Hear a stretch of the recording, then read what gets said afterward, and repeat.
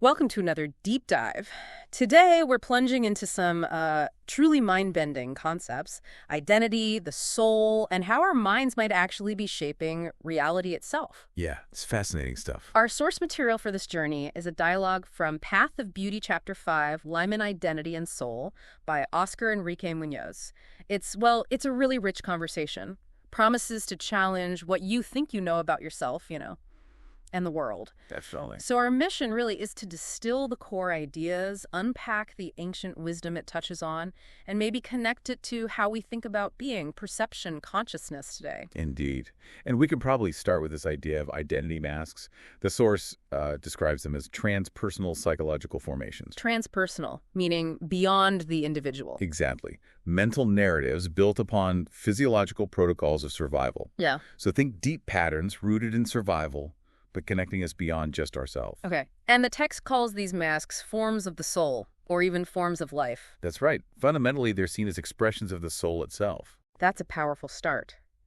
So, if these masks are forms of the soul, what is the soul, according to this source? Well, the dialogue introduces it as the transpersonal limitations of the I am. Okay, the I am, like pure being. Kind of. The limitations of that being expressing themselves as will, feeling, and thinking. Well, feeling, thinking. Okay. It is also called anima mundi, the soul of the world, or the consciousness force that manifests in infinite interactions and forms.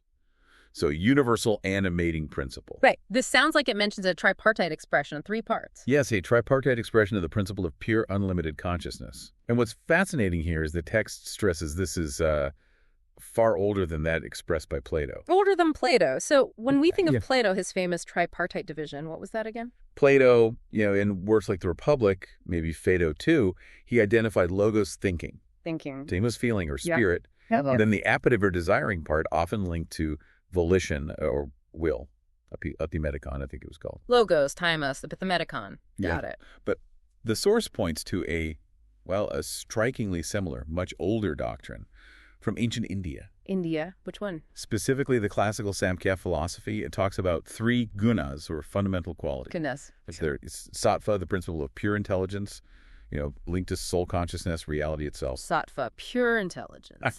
Then rajas, the principle of sentient action, energy, movement. Rajas, action. And tamas, the appetitive or desiring principle, inertia, maybe darkness. Tamas, desire, inertia. Wow, that is similar. Sattva, rajas, tamas. Will, feeling, thinking. The parallels are quite strong, yeah. The text suggests a connection, maybe through Orphism or Pythagoreanism. Seems pretty evident. So both Plato and Samkhya, they seem to give sattva, the intelligence part, a sort of guiding role, right? Like it's pure. Is that how our source sees it? Well, this is where it gets interesting. The text actually presents a more non-dual understanding. Non-dual. How so? It argues that there is sattvic purity and perfection in each of the anemic forces. So in will, feeling, and thinking. Oh, okay. And it says all 3 are necessary for the great universal representation to manifest. It explicitly states, the rational soul is not the directing force of the other 2, nor could it ever become so. So intellect isn't the boss here. It's more like an equal partnership. Exactly. It's integrated. Okay, so the human soul then is this transpersonal entity that desires, feels, and thinks in an integrated manner.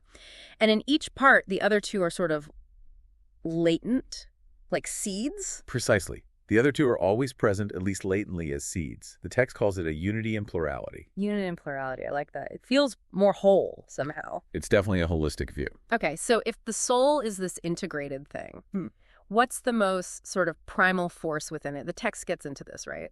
Especially the volitional soul. Yes. This is where it gets really interesting, as you say. The source delves into the volitional soul, suggesting it's the first to appear in relation to life. The first. Before even.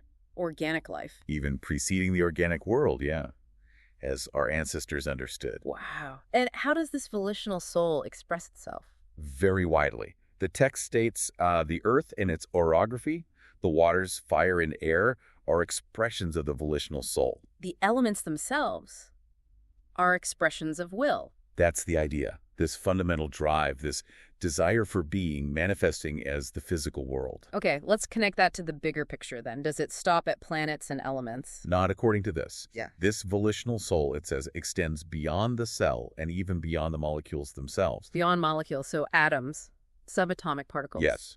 What we usually just call matter. The text argues it already manifests pure volitional dynamics without the intervention of the other souls. So even like a rock has some form of volitional consciousness. It implies that, that the inanimate material universe is volitional consciousness, ordered energy. It definitely makes you rethink inanimate. It really does. And this volitional soul, it sounds incredibly persistent. Does it just vanish when something dies? No, apparently it's the last to disappear. But it's described more like a reabsorption into the universal volitional soul. It keeps expressing itself, even in decomposition. So the will aspect endures, gets reabsorbed. What about thinking and feeling? Well, the text suggests they don't vanish entirely either, if they find resonance. Resonance. What does that mean? If they find psychological formations of thinking and feeling in which they can resonate. This is especially true for thinkers, artists. But really, any human being whose transpersonal mental and sensitive imprint finds harmonious transpersonal forms. Harmonious transpersonal forms, like shared ideas or feelings in the collective human psyche. Kind of, yeah. It brings us back to that transpersonality idea. Our own sensitive, mental, volitional transpersonality resonates spontaneously with harmonically aligned transpersonalities right from childhood. And this keeps alive a very ancient and rich transpersonal human psyche, like tapping into a collective stream. So are we just repeating old patterns then? Does anything new ever happen? The text acknowledges that, yes, in many cases, the synthesis is purely repetitive. The same anemic configurations reincarnate, and so do the same masks. Okay, so repetition is common. But it also says new ones are also configured. The past isn't just dead, it's alive in the present, updating itself as present. Updating itself. And how does the new come about? It's described cryptically as a deployment of the play of forgetfulness within the tripartite soul. The play of forgetfulness. So letting go of old patterns allows new configurations within that will-feeling thinking structure. That seems to be the implication, yes, a dynamic interplay. Okay, given this really deep, persistent nature of the volitional soul and this potential for newness, it makes you wonder about our current way of thinking. Why does so much of it feel so, mechanical? Right. The dialogue asks that exact question. Why is our current thinking exclusively mechanical? And what's the answer given? The source points to instrumental rationality, thinking just as a tool for efficiency and our form of life dependent on information technology. Oh, technology. Yeah. It says these have generated a hallucinatory perspective on human identity and even a global intoxication. Hallucinatory. Wow. How? It links it partly to our social needs, the endorphin-mediated need for contact, and how isolation gets penalized biologically with pain and depression, pushing us towards these often superficial tech-mediated connections. That's quite a critique. And this mechanization, is it just a modern problem? The source presents it as sort of inevitable when volition expresses itself mentally, gives it a name. The Mask of Apollo. The Mask of Apollo, like the Greek god. Yes, it's a label ascribed to the mythology and the underlying pattern of the appearance of identity we have been discussing. Apollo is seen as the formative force that intervenes in the psychological consolidation of a mask. A force of giving form, naming things. Exactly, representing, naming, and giving form. And our sciences are Apollonian. Okay, so science uses this Apollonian approach. What's the problem with that, according to the text? The issue highlighted is with symbolic logic's very first axiom. A is identical to A. A equals A. Seems pretty basic. It seems basic, but the text argues it creates a belief in an ontological principle of object identity. It makes us think reality is like thinking itself as an immutable object, fixed, static. Okay, but things are themselves, aren't they? Well, the argument is that an object is fundamentally a limitation of force. And for something to be limited, it needs something outside it to limit it, right? Uh-huh. Makes sense. So that leads you logically to A is identical to A in terms of B, which isn't pure identity anymore. It's a comparison of differences against a background. Ah, I see. So A equals A kind of ignores the context, the background, the other. Precisely. It's useful for certain things, like science, Right. but it's flawed as a fundamental principle of reality because it tries to isolate things that can't truly be isolated. And this Apollonian principle, the source says, it disregards feeling and volition. Yes. It disregards becoming. The dance of Shakti, the consciousness force that expresses itself in the universe, it misses the fluid, dynamic, interconnected nature of things. The dance. Right. Okay. Shifting gears slightly, how does perception fit into this if reality isn't just fixed objects? Yeah, this is another fascinating bit. Our perception itself. Like when you hear form and order in a sound, the text says that's simply the perception that functions spontaneously within your physiology. Within my physiology, not in the sound itself. The perceived order isn't just out there. It says the order and form of something external is the order and form of your perceptual system, of your volitional soul, of the human soul, and of the universal soul. Whoa. So we're not just passively receiving order, we're participating in its creation through our own structure. That's the implication. We've learned to see objects, to hear objects, but these perceptions were elaborated by our species and synthesized into objects. Synthesis. Yeah.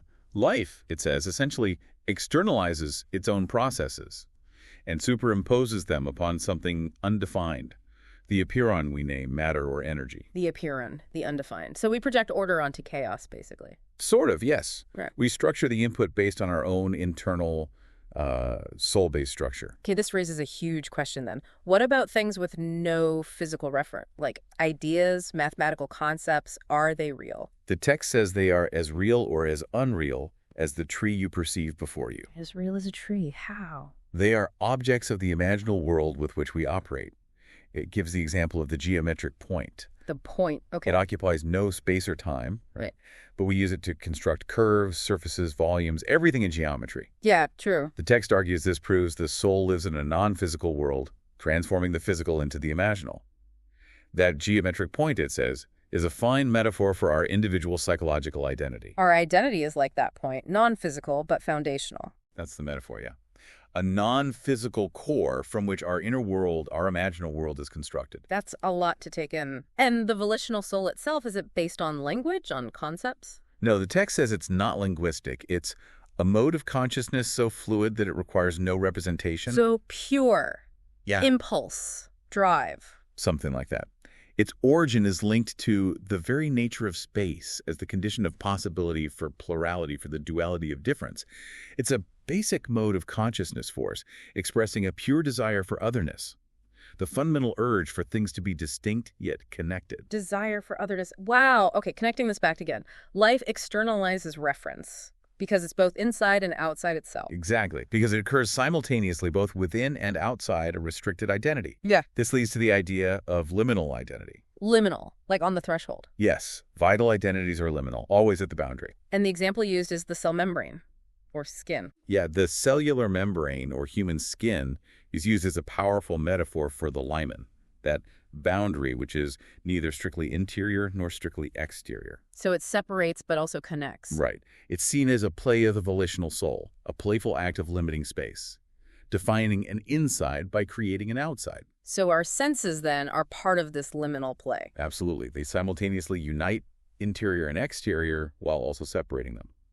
What we perceive as external objects aren't really existing out there in the way we think. How are they existing, then? As input of an energetic transduction, a sensory filtering process that transforms and simplifies, like light photons hitting our retina and becoming electrical signals. Okay, so it's transformed input. Yes, the exterior is a liminal representation of the interior, and the nature of that representation depends on the particular configuration of the tripartite soul, the will, feeling, thinking balance expressed in each particular form of life. So different forms of life literally perceive different realities based on their inner soul structure. That's the implication. Okay, so is the world just a representation created by life then?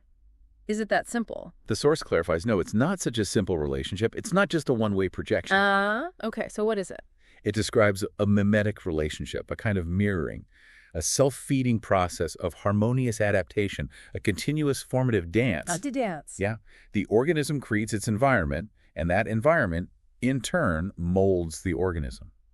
It's a co-creation, a feedback loop. We shape the world, and the world shapes us continuously. Exactly. Yeah. Which leads to this really profound conclusion Which is? that what we call world, and in broader terms universe, is consciousness, not an inert space filled with objects. The universe is consciousness. Yes, an animic unity of consciousness that expresses itself simultaneously as both life and world, a unity that manifests as a direct expression of the I am or being. Wow. That just fundamentally shifts everything, doesn't it? It really does. What an incredible deep dive that was, just Yeah. unpacking the essence of identity, that ancient idea of the soul's three parts, and this really challenging idea that perception isn't just watching, it's shaping Oh. and being shaped. Yeah, we've really gone from these identity masks through the volitional soul underpinning even atoms, all the way to seeing the universe itself as a conscious unfolding process. Yeah. And how maybe our, modern mechanical thinking kind of misses that richness. It really feels like it does. So what's the big takeaway here for you, for the listener? If the universe is consciousness, like the source says, and if we create the world in our animic image and likeness, just as the world shapes our souls in its own image and likeness, Yeah. then everything we do, every perception, thought, act of will, it's not just personal, is it? It's part of that larger dance. Exactly. It's participation. Yeah. So maybe the question to ponder is, what does it really mean to consciously participate in that continuous formative dance between our inner world, our will, feeling, thinking, and the outer world we perceive and co-create? Conscious participation. And maybe, if those identity masks we started with are forms of the soul, how do we consciously engage with that play of forgetfulness the text mentioned? The part that allows the genuinely new to emerge within us, within that dance. How do we consciously work with forgetfulness to allow for novelty? That's definitely something to mull over. Until our next deep dive.